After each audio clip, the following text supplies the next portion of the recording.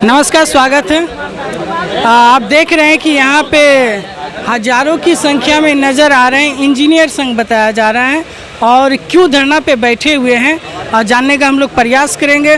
Sir, कब से यहाँ पे धरना पे आप लोग बैठे हुए हैं? सर, कल सवेरे 10 बजे से हम लोग यहाँ पे धरना पे बैठे हुए हैं, जिसका हमारे कार्यालय को हम लोग कई बार अल्टीमेटम दे चुके थे। हमारी मांगे हैं कि हमको टाइमली सैलरी दिया जाए। 4 महीने से सर हमको वेतन नहीं दिया गया है यहाँ पे।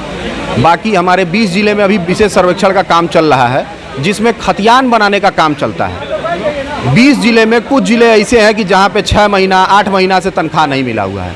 भुखमरी की स्थिति में आ गए हम लोग, और इसका कई बार विभाग को अल्टीमेटम दिया जा चुका है कि सर हमको तनख्वाह चाहिए, टाइमली सैलरी चाहिए। हमारा जो ईपीएफ की कटौती हो रही है वो हमारे खातों में जमा हो जाए। जब हम लोग 2019 में वैकेंसी आई थी तब हमारा मानदेय फिक्स किया गया था। आज तक हमारे मानदेय में 1 रुपये की बढ़ोतरी नहीं हुई है। हम लोग के लिए भी सर महंगाई बढ़ती जा रही है। जब हम लोग नौकरी में आए तो ये बोला गया कि हमारा जो अमीन है वो एक मौजे में काम कर, राजस्व ग्राम में काम करेगा वो, और उस राजस्व ग्राम के 8 किलोमीटर के दायरे में ही रहेगा। तो उसने वहाँ रूम ले लिया, रह रहा। आज के डेट में उसको 2-2, 4-4 गाँव टैग हैं और अलग अलग अंचल में टैग हैं। तो आने जाने में उसका बहुत सारा पैसा खर्च तेल में ही खर्च हो जाता है, लेकिन कोई इंक्रीमेंट नहीं कर रही। तो इन सब के लिए हमको थक हार के धरना पे बैठना पड़ा। अब कल से हम लोग धरना पे बैठे हुए हैं। हमारा पूरे बेगूसराय में लगभग 400 का स्टाफ है, 400, और सारे लोग इंजीनियर हैं। सारे हमारे डिप्लोमा इंजीनियर या बीटेक इंजीनियर हैं। तो हमारे संघ, राज्य संघ की मांग की कहने पे हम लोग यहाँ पे अनिश्चितकालीन हड़ताल पे बैठे हुए हैं। 20 जिला में बैठे हुए हैं हड़ताल पे आप लोग? जी सर, हमारे जो 20 जिलों में जहाँ पे विशेष सर्वेक्षण का कार्य चल रहा है अभी वर्तमान में, उन सभी 20 जिलों में हम लोग हड़ताल पे बैठे हुए हैं। वर्तमान जैसे कि जिला के अधिकारी आप लोग से मिलने के लिए आए कि नहीं? जिला के अधिकारी हम लोगों से मिलने के लिए आए। उनको हम लोगों ने ज्ञापन दिया। जो हमारे बंदोबस्त पदाधिकारी हैं उनको ज्ञापन दिया गया। उन्होंने एक दिया है कि हम लोग निदेशालय से बात करेंगे, आपकी मांग को रखा जाएगा। कल उन्होंने ऐसा बोला था, लेकिन आज सुबह अभी हमारे निदेशालय की तरफ से एक चिट्ठी आई है कि बंदोबस्त पदाधिकारियों के लिए कि आपने इस धरना पे क्या कार्यवाही की है। तो ये हमारा निदेशालय तो हमारे सपोर्ट में है ही नहीं। वो आज एक तानाशाही तुगलकी फरमान जारी करता है कि भैया इनके ऊपर क्या कार्यवाही की गई। हमारे ऊपर ज़बरदस्ती कार्यवाही कराई जा रही है। हमारे जितने भी कर्मी हैं, जो हमारे संघ के अध्यक्ष हैं, मंत्री हैं, उनका नाम, उनका पदनाम, उनकी आईडी, जो कर्मी संख्या है वो मांगा गया। जो हमारे कर्मी संघ में जो भी सदस्य हैं उन सबका नाम और पता के साथ मांगा जा रहा है। तो हम लोग ठीक है, कार्रवाई होनी है। हम लोग अपनी मांग रखे हुए हैं, जिसके लिए भी सरकार हमारी मांग मानने को नहीं तैयार है। हमारे पास इस धरना के अलावा कोई ऑप्शन छोड़ा नहीं था सरकार ने। तो हम लोग मजबूरी में यहाँ बैठे हुए हैं। मांग क्या है कि जो मानदेही आपको जो उसमें बढ़ोतरी किया जाए? सर, हमारा जो सबके लिए महंगाई भत्ता, जो रेगुलर जो हमारे एम्प्लॉई हैं, परमानेंट एम्प्लॉई, उनका महंगाई भत्ता समय समय पे सरकार के द्वारा बढ़ाया जाता है। तो हम भी चाहते हैं कि महंगाई हमारे लिए भी तो समान है। हम संविदा पे हैं, इसका मतलब ये नहीं है कि हमको आटा तेल सब सस्ता मिल जाता है कहीं। तो हमारी भी सैलरी में उसी हिसाब से इंक्रीमेंट की जाए। हमारा जो 4-4, 6-6 महीने तक मानदेय नहीं मिलता है वो हमको टाइम पे मिले। हर महीने नहीं मिलेगा, हम लोग कैसे खाएंगे? हालत, हमारा जो ईपीएफ की कटौती हो रही है वो हमारे खातों तक नहीं पहुंच रही है। 2 साल से ईपीएफ का पैसा काटा जा रहा है और आज तक हमारे खाते में नहीं जमा हुआ है। उसका ब्याज कौन देगा? हमारे कर्मी अपने पैसे से फील्ड में जाते हैं। शिविर में हमारे लिए कोई साफ सफाई की व्यवस्था नहीं है। हमारे जो अंचल में ऑफिसेज हैं वो भी, ऑफिस के बिल्डिंग तक की हालत ख़राब है। जिस बिल्डिंग में कोई डिपार्टमेंट काम नहीं करना चाहता उसमें सर्वे का बिल्डिंग बना के रख दिया इन लोगों ने। बैठने के लिए 4 गो टेबल दिया है। और तो बताइए, हमारे यहाँ एक शिविर में 20-20 इम्प्लॉई, 25-25 इम्प्लॉई है। वो 4 गो मेज पे कैसे काम करेगा? कहता लोग ऑफिस में बैठ के काम करो। ना आपने हमको बेसिक फैसिलिटी दी, ना सुरक्षा का कोई व्यवस्था किया हमारे लिए। जमीनी विवाद कितना खराब मुद्दा है, कभी भी मारपीट हो सकता है। हम लोग अंदर बैठ के सुनवाई कर रहे होते हैं, रैयत चिल्ला के जाता है। कोई सुरक्षा की व्यवस्था नहीं है। महिलाएं जो हमारी हैं उनको कोई मातृत्व अवकाश की सुविधा नहीं है। हमारे यहाँ कोई छुट्टियाँ नहीं है। पूरे बिहार में सबको स्पेशल लीव मिलता है, हर महिला को 2 महीने में 2 बार। हमारे यहाँ कुछ नहीं है। तो कैसे काम होगा। वर्तमान अभी सरकार से आप क्या मांग कर? वर्तमान से सरकार से हम यही मांग कर रहे हैं कि हमारा टाइमली सैलरी पेमेंट हो, हमारी जो सैलरी में इंक्रीमेंट हो जो सबके यहाँ हुआ है, एक जो 2019 के बाद से अभी तक नहीं बढ़ा, उसको लेके महंगाई को ध्यान में रखते हुए सैलरी बढ़ा दी जाए। हमारी जो छुट्टियां हैं, हमको बोला जाता है आप छुट्टी सेंक्शन कराइए पटना में, आकस्मिक अवकाश के अलावा जितने भी छुट्टियां हैं सब पटना से सेंक्शन होंगे। ये कहीं पॉसिबल नहीं दिखता है। हम बेगूसराय से जाएँ, कोई किशनगंज से जाए, कोई बेतिया से जा रहा छुट्टी लेने, तो काम नुकसान होता। हम लोग चाहते हैं कि हमारी छुट्टियां हमारे बंदोबस्त पदाधिकारी के द्वारा दी जाएं। तो हमारी बस यही छोटी छोटी मांगे हैं। जो हमारा जिस ज्ञापांक संख्या के तहत हम लोग की भर्ती हुई थी 12,534, उसकी अनुशंसा को लागू किया जाए हमारे ऊपर। अगर सरकार अगर आप आपकी बात को नहीं मानते तो क्या करेंगे? हम लोग अनिश्चितकालीन हड़ताल पर बैठे हुए हैं और बैठे रहेंगे जब तक हमारी मांगे पूरी नहीं होंगी। हम नहीं उठने वाले।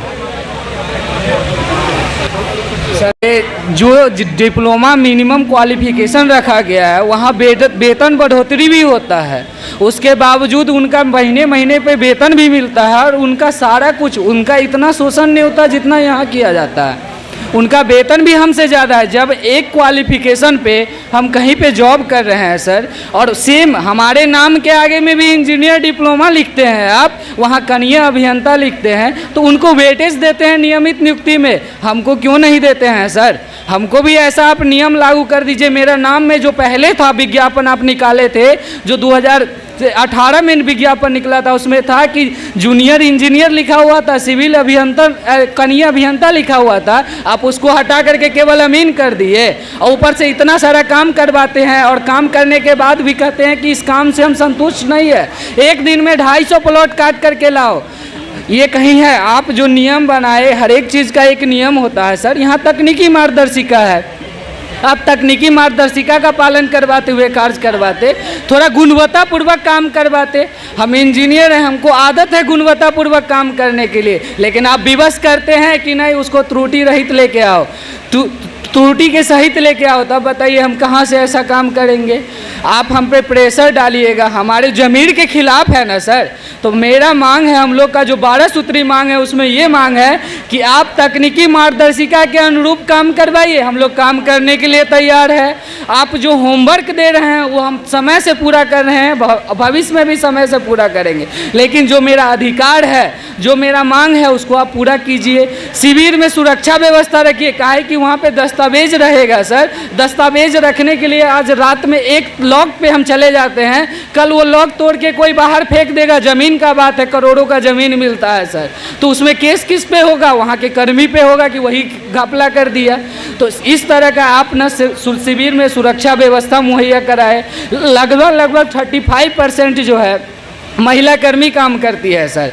टोटल 4950 सीट था केवल विशेष सर्वेक्षण अमीन का सर, उसमें इतना महिला कर्मी है। कानूनगो एसओ में भी है, उसके लिए भी कोई सुरक्षा व्यवस्था नहीं। खेत में भेज देते हैं 10 गो रैयत के साथ, अकेले जाओ, उसके साथ बार बार देखते हैं कि इधर उधर अनहोनी घटना घटते रहता है। अगर उनके साथ घट जाए उनका जिम्मा कौन लेगा? उनको तो निर्देशक महोदय को लेना चाहिए ना। जब हम लोग जेनून मांग के लिए यहाँ बैठे हुए हैं, उसके बावजूद भी वो तानाशाही दिखा रहे हैं, तो ये तो गलत है। अफसरशाही यहाँ नहीं चलेगा। माननीय मुख्यमंत्री का सरकार बहुत अच्छा पहले कर रहा था, हम लोग को कम से कम नौकरी दिया, लेकिन इस तरह का नौकरी का अपेक्षा नहीं ना था सर कि आप आइए संविदा पर बंधुआ मजदूर बन के काम कीजिए। हम भी है, हमारा भी राइट है, हमारे जो बढ़िए हैं उनका भी राइट है। आप बढ़िए है तो ये है कि आप अपने अधीनस्थ कर्मी को ऐसे दबा दीजिएगा। संविदा पे है इसलिए, अगर परमानेंट रहते तो कहते जी हुजूर आइए। होता है सर, अभी कनीय अभियंता 4600 ग्रेड पे नौकरी कर रहा है और हम लोग वही क्वालिफिकेशन लेकर के, हमारा ना कोई ग्रेड पे है। एक मानदेय निर्धारित किया गया 27,000, ओकरों में से काट के 23,250 रुपया देते हैं। इससे का फिर चलेगा? आप ग्राम में भेजते हैं, मौजा में भेजते हैं कि काम करके लाए। 1 ग्राम 10-10 किलोमीटर लंबा है, 6-6, 7-7 हज़ार CS खींच रहा है और अभी SS में 16,000, 18,000 कटा हुआ है। और बाइक से जाते हैं, स्कूटी से जाते हैं, उसका पेट्रोल कौन देगा सर? वो तो आप बार बार लेटर निकालते हैं क्षेत्रीय कर्मी को दिया जाएगा। क्या आपके क्षेत्रीय कर्मी विशेष सर्वेक्षण अमीन नहीं आता है? विशेष सर्वेक्षण कानून को नहीं आता है। खाली आप बंदोबस्त पदाधिकारी सर को दीजिएगा कि शिविर भ्रमण करने के लिए जाएंगे तो उनको तेल दीजिए, गाड़ी दीजिए, ऊपर से वो अधिकार जमाएंगे, ना कोई प्रॉपर गाइडलाइन देंगे, ना कुछ देंगे, और उनको काम चाहिए। आप ऊपर से बंदोबस्त पदाधिकारी सर को आप गाइडलाइन दीजिएगा, वो हम पे स्पष्टीकरण निकालेंगे और धमकी देंगे, नौकरी से हटा देंगे। आप नौकरी नहीं दिए, हमारे माननीय मुख्यमंत्री जी नौकरी दिए हुए, आप हटाने वाले कौन होते हैं? आप काम लीजिए, काम हम देंगे। हम कहेंगे यही हमारे निदेशक महोदय से, आपसे बैर नहीं है, लेकिन आपके तानाशाही रवैया से बैर है। हम लोग डिप्लोमा इंजीनियर है, बीटेक इंजीनियर है, हम लोग नॉनटेक वाले नहीं हैं जो आपके लाठी से, आपके तुगलकी फरमान से डर जाएंगे। अगर आप में यही है तो आप सब सुविधा दीजिए, आप काम लीजिए, काम देने के लिए तैयार है। अगर सब सुविधा नहीं दीजिएगा तो ऐसे ही अनिश्चित काल तक बैठल रहेंगे। और रहा बात वेतन का, तो आपसे लड़के वेतन लेंगे, वो मेरा मौलिक अधिकार है। अभी वर्तमान सरकार से क्या मांग करते हैं? वर्तमान सरकार से यही मांग करते हैं कि जो आपका अफसरशाही चल रहा है इसको कम से कम कीजिए महोदय। हम लोग भी आप ही के जनता है, हम लोग भी वोट देते हैं, हम लोग भी आपके कर्मी हैं। परमानेंट वाले कहीं ऊपर से नहीं आते हैं, वही हम ही लोग में से वेटेज लेकर के, या उनके लिए अशोक कमेटी का नियम लागू है, उन्हीं के अनुसार उनको मिला हुआ है। संविदा पे पहले प्रावधान है कि आप तत्काल नई सीट भर सकते हैं तो संविदा पे निकाल लीजिए, लेकिन ये तो नहीं है कि उसको बंधुआ मजदूर बना के 10 दिन काम कराइए, अगला दिन फेंक दीजिए। ये नियम थोड़े है। आप लैपटॉप दिए चलाने के लिए कि काम करना है, जहाँ लैपटॉप का कैपेसिटी एकमात्र होता है, इलेक्ट्रॉनिक्स चीज़ है, कल के डेट में ख़राब हो गया वो हम अपने देंगे, वो पूरा जीवन चलेगा। उसका 4000 आप दे रहे थे, 1 साल में ख़त्म कर लीजिएगा। ठीक है, आप 1 साल में ख़त्म कर लीजिएगा, तो जो लड़का आपके यहाँ छोड़ के जाता है काम या किसी भी तरह से फर्जी पकड़ाया है, तो आप उसका लैपटॉप का है रिकवरी किए हैं, आप उसका वेतन का है रिकवरी किए, छोड़ देते, बेचारा फर्जी था तो आपका गलती ना था, आप कहे नहीं उसको पकड़े उस समय, वो घर बेच के दे, नियुक्ति के समय जांच करते ना आप। तो आप एक तरफ से काम करवाते हैं, अपना काम कर लेते हैं। आपको देना था 3 महीना का धरातल पे ट्रेनिंग, आप ऑनलाइन ट्रेनिंग में जो उलूल जुलूल पढ़ाना था पढ़ा दिए, उसके बाद उस उलूल जुलूल से भी कोई काम नहीं होता है। कैथी हमको आता है, हम तो हिंदी में पढ़े हैं सर, हमसे हिंदी पूछे ना। आप कैथी वाले 2017 का देते हैं मानचित्र, और कोई जिला में 2012 का मानचित्र देते हैं, और नियम सबके लिए बराबर रखते हैं। जो है और हम फारसी में आता है, जो रैयतों का दस्तावेज है वो फारसी में आता है, जिस लैंग्वेज का हमें ज्ञान ही नहीं है। और हम लोग कानूनगो पोस्ट पे हैं, 40-50 ऐसे यादाश्त पारित करना है या उसके दस्तावेज जांच करने हैं। अब जिस लैंग्वेज का हमें ज्ञान नहीं है उसमें अगर हमसे त्रुटि हो जाएगी तो आप हमारे ऊपर FIR कर दीजिएगा, जेल भेज दीजिएगा, हमारी वेतन रिकवरी कर लीजिएगा। ये इस तरह से लक्ष्य ऐसा बना दिया गया है जिसको हम लोग पूरा करने में असमर्थ हैं, हर तरह से असमर्थ हैं। और निर्देशक महोदय से हम निवेदन करते हैं कि वो एक टीम को गठित करके 250 खेसरा एक अमीन से करवा करके एक बार दिखाएं, तो हम लोग भी करने के लिए तैयार हैं, निश्चित रूप से करें। और 50 खेसरा वो बैठ करके एक दिन में पारित करके दिखाएं, तो हम 100 खेसरा पारित कर देंगे। ये हम दावा करते हैं, वो करके दिखाएं। सिर्फ फरमान जारी करने से काम नहीं होता, करके दिखाना पड़ता है। गाइडलाइन देते हैं तो आपकी गाइडलाइन वैलिड नहीं है, मार्वल जो इशू किए वो वैलिड नहीं है, जो पेपर आते हैं उसमें तरह तरह की समस्याएं हैं, एक पेपर को समस्या समझने में दिन भर लग जाता है, 2 दिन लग जाता है। कोई समस्या ऐसे जटिल होता है जिसको सोचने में हम लोगों को भी पारित करने में डर लगता है हर दिन की ऐसा टेंशन बना रहता है कि अगर कुछ गलत हो गया तो हमारे ऊपर कार्रवाई हो जाएगी। भाषा अलग रहते हैं, कैथी और फारसी में रहते हैं पहले के। जी जी बिल्कुल, यहाँ के लैंग्वेज जो है वो कैथी है, और पूर्व में जो है जिस समय पहले रजिस्ट्री होते थे उसका लैंग्वेज फारसी या उर्दू है, जिस लैंग्वेज की हमें ज्ञान ही नहीं है। किस तरह से हम उस पेपर को पढ़ेंगे या समझेंगे या उचित कार्रवाई कर पाएंगे? एक चीज़ है सर, एक तो हम लोग गरीब घर से बिलोंग करते हैं सर, डिप्लोमा करने वही लोग जाता है जो गरीब घर से बिलोंग करता है। और गांव में जितने भी 20 जिले में सर्वे करा है उसमें कहीं ना कहीं सबका घर है सर, और हम लोग को जैसे रैयत है उनके द्वारा हम भी अपने जगह उनको रख के चले, अफसरशाही करें। आप कोई गैरमजरुआ मालिक ज़मीन पे 30 साल पहले 40 साल पहले घर बना लिए हैं, बकास्त मालिक पे घर बना लिए, उनका दस्तावेज नहीं तो उनका घर तोड़ दीजिएगा आप। ये तो गरीब के साथ न्याय है, अन्याय कर रहे हैं ना आप, न्याय कहाँ से कर रहे हैं? फिर ये हम लोग पे गोली चलवाने का काम करते हैं ना आप। बिल्कुल, वो धमकी देता है, धमकी देते हैं कि आप जान से मार देंगे। अगर कोई सरकारी जमीन पे मकान बनाए हुए हैं, वो लोग आके हमारे कार्यालय में धमकी देता है कि अगर आप मेरे नाम से खाता नहीं खोलेंगे तो जान से मार देंगे।